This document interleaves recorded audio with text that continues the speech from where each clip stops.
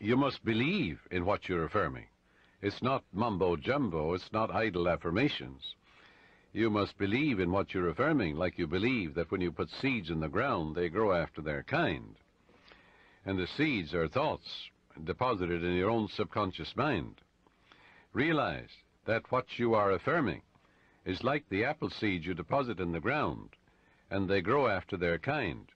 You can imagine the seeds going from your conscious to your subconscious mind and being reproduced on the screen of space. By watering and fertilizing these seeds, you accelerate their growth. Know what you are doing and why you are doing it. You're writing it with your conscious pen in your subconscious mind. Because you know, wealth is. Walk down the street and you see it. Can you count the flowers along the road as you drive? Can you count the sands on the seashore? Can you count the stars in the sky? Can you count the wealth that you're walking on? So repeat the following affirmation for about 5 minutes, night and morning. I am now writing in my subconscious mind the idea of God's wealth. God is the source of my supply, and I know God is the life principle within me, and I know I'm alive. And all my needs are met at every moment of time and point of space.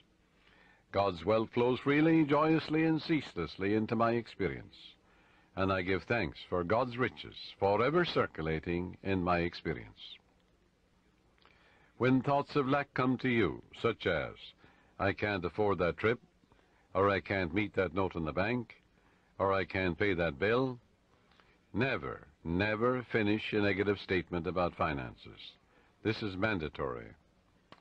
Reverse it immediately in your mind by affirming, God is my instant and everlasting supply, and that bill is paid in divine order. If a negative thought comes to you 50 times in 1 hour, reverse it each time by thinking and affirming, God is my instant supply, meeting that need right now.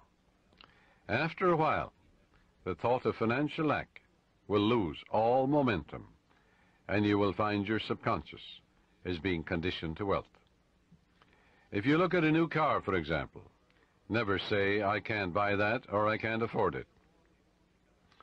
Your subconscious takes you literally and blocks all your good. On the contrary, say to yourself, that car is for sale. It is a divine idea, and I accept it in divine order through divine love. This is the master key to wealth. It's impossible for any sincere person to practice this technique and not have all the wealth he or she needs all the days of your life. So follow it, and you're setting the law of opulence in operation. It will work for you as well as for anybody else. The law of mind is no respecter of persons.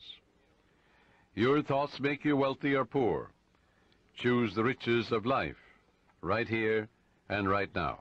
Learn that it is necessary to have the right attitude towards money, wealth, food, raiment, clothing, all these things.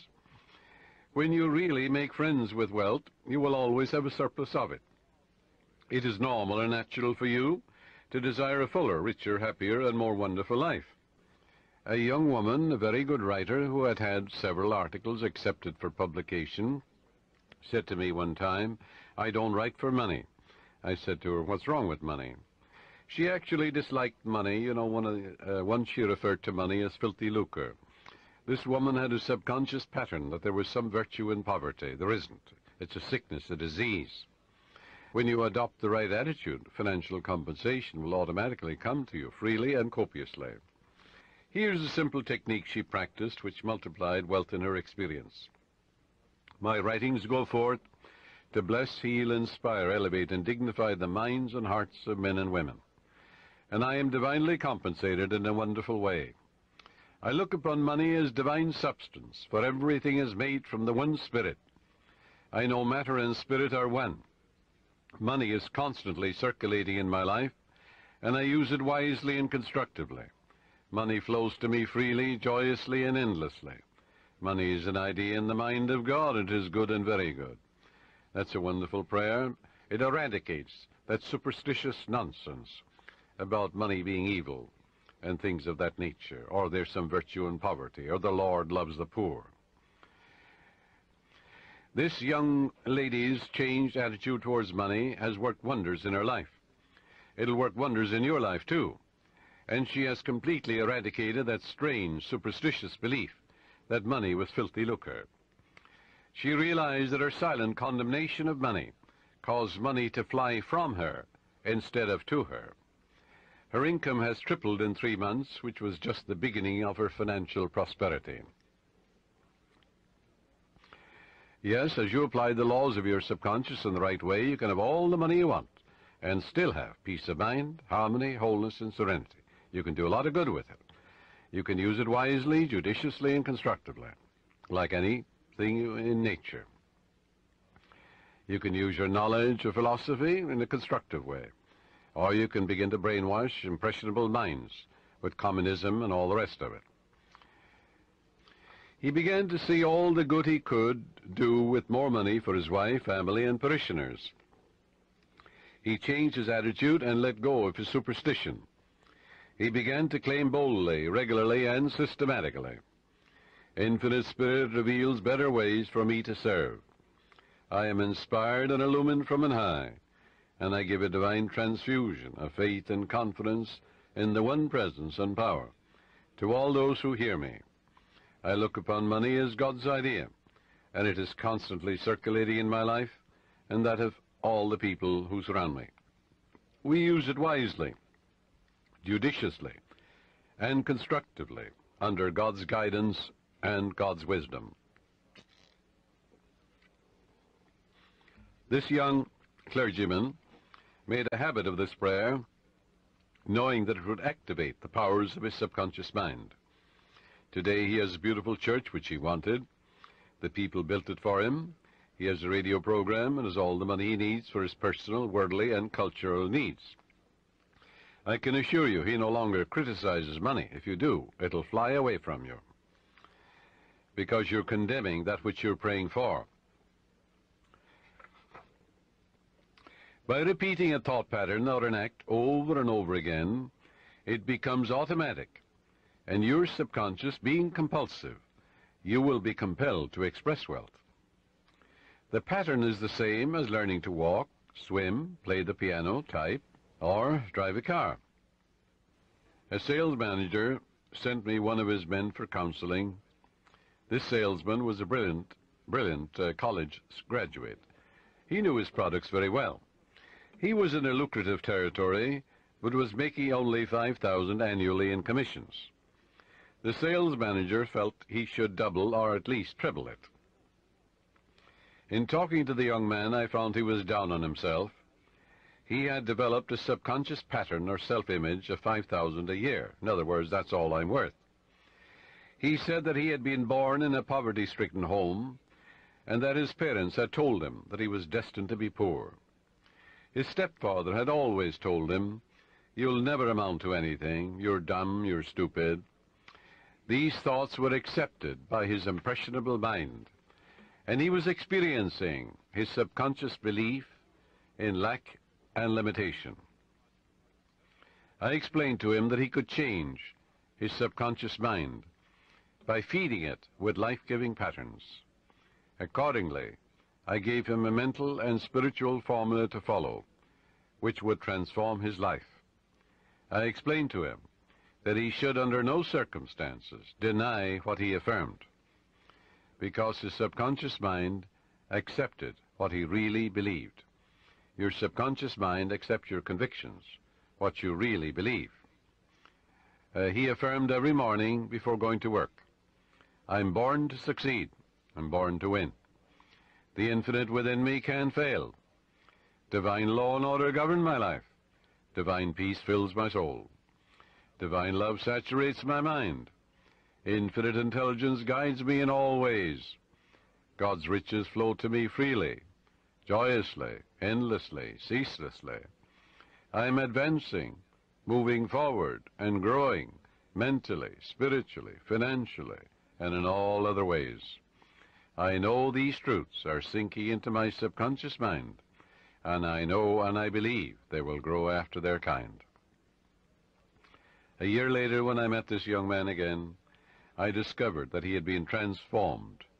He had absorbed these ideas which we had discussed, and he said, I am appreciating life now, and wonderful things have happened. I have an income of $25,000 this year, 5 times greater than the previous year. He has learned the simple truth that whatever he inscribes in his subconscious mind becomes effective and functional in his life. That power is within you. You can use it also. Use the following meditation for assurance in achieving financial wealth. Thou madest him to have dominion over the works of thy hands. I know that my faith in God determines my future. My faith in God means my faith in all things good. I unite myself now with true ideas, and I know the future will be the image and likeness of my habitual thinking. As a man thinketh in his heart or subconscious, so is he. From this moment forward, my thoughts are on whatsoever things are true, whatsoever things are honest, whatsoever things are just, whatsoever things are lovely and of good report. Day and night I meditate on these things, and I know these seeds, which are thoughts, which I habitually dwell upon, will become a rich harvest for me. I am the captain of my soul. I am the master of my fate. For my thought and feeling are my destiny. Your deeper mind accepts as a fact whatever you repeat to it in convincing tones, often enough, just the same as you learn to walk. You had a thought pattern, an act, whether it is swimming or walking or playing tennis or golf, and you repeat it over and over again. You knew what you were doing and why you were doing it. You want to learn to walk, you want to learn to dance, you want to learn to swim. So finally your subconscious assimilated the pattern, didn't it? And then you swim automatically and you walk automatically. The same procedure in praying for wealth or anything else. Once your subconscious accepts the statement as a fact, it proceeds to do everything possible to bring riches to you. Now that's the whole purpose of affirmations, so that you convince yourself of the truth of that which you affirm. Then your deeper mind will bring these things to pass, and God will multiply your good exceedingly.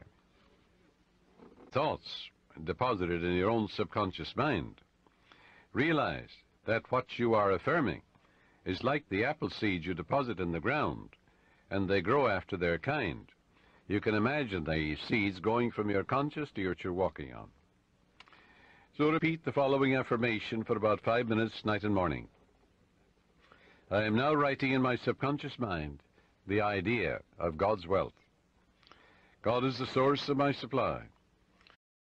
You must believe in what you're affirming.